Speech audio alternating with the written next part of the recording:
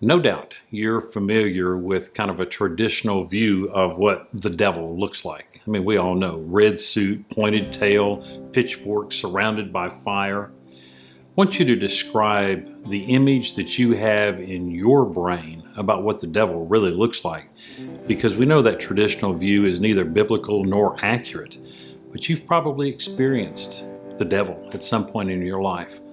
What did he look like? Talk about that.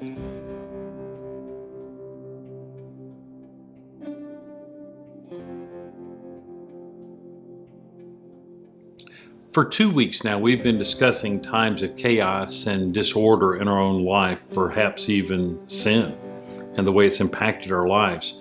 We've discussed how God can use these dark times and these chaotic times, these worst times in our life, to show His presence to us. And perhaps we've learned to see God in the midst of the chaos. We're familiar with the invitation that Matthew records when Jesus invited us to bring our burdens, to bring the darkness in our life to Him and let Him bear our burdens, and then with the promise that He will provide rest for our souls. But still, in the face of all this, knowing the promises of God and even seeing the face of God in our chaos and in our problems, we have an enemy. That enemy specializes in taking that chaos and making it our enemy as well. Perhaps you've met this enemy. Perhaps you're familiar with his work. It is indeed Satan.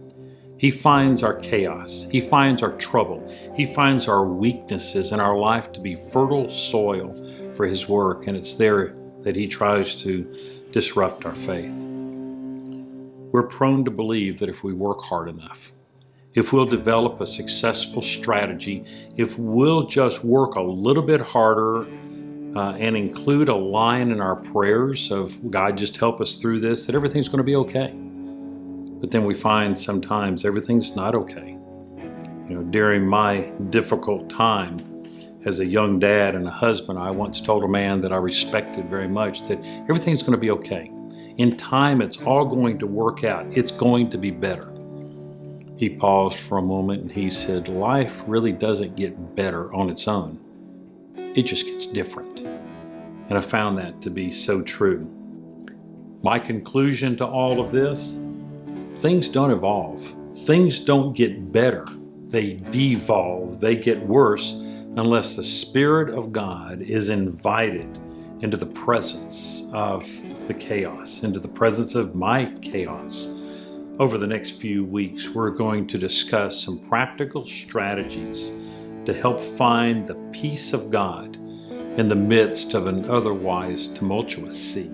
Psalms 46, we're familiar with this. Just simply be still and know that I'm God. Don't ignore God's call for a Sabbath, a time of quiet, time of reflection. You're probably working 40, 50 hours a week. You're raising a family. You're mowing the yard, carrying kids to soccer practice. You've got your activities.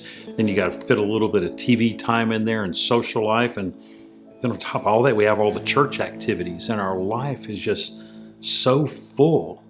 And then on top of all of that, the chaos comes into your life. And you're going to try to successfully manage the chaos in a life schedule is already well overloaded.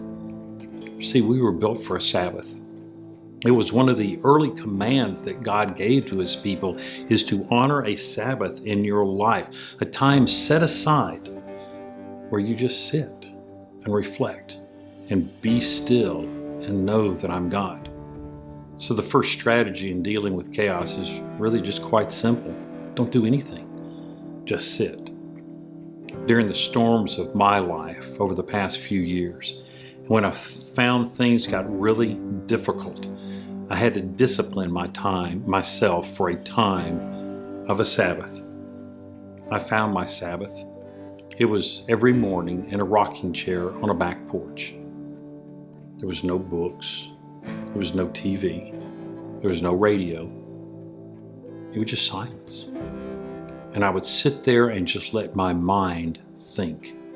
And it was there that I found the presence of God.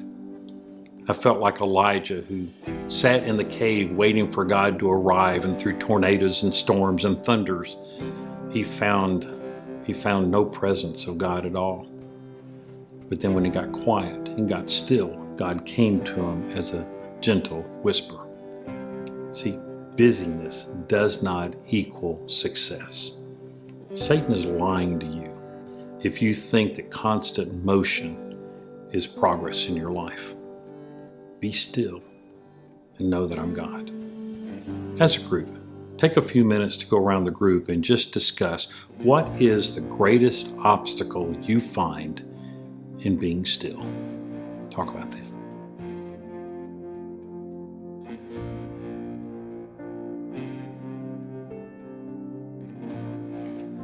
Now brainstorm together as a group now some possible ways that you could create a Sabbath in your life. I've described what my Sabbath looked like. Yours may look very different. But what would a Sabbath look like for you? Talk about that.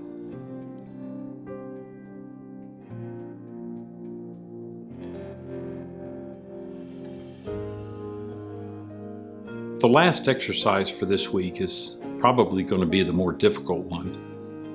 I want you to be quiet for 3 minutes. Say nothing. Look at no one. Just be silent. Be still. Let your mind pray during these 3 minutes. It's going to seem like a lot longer.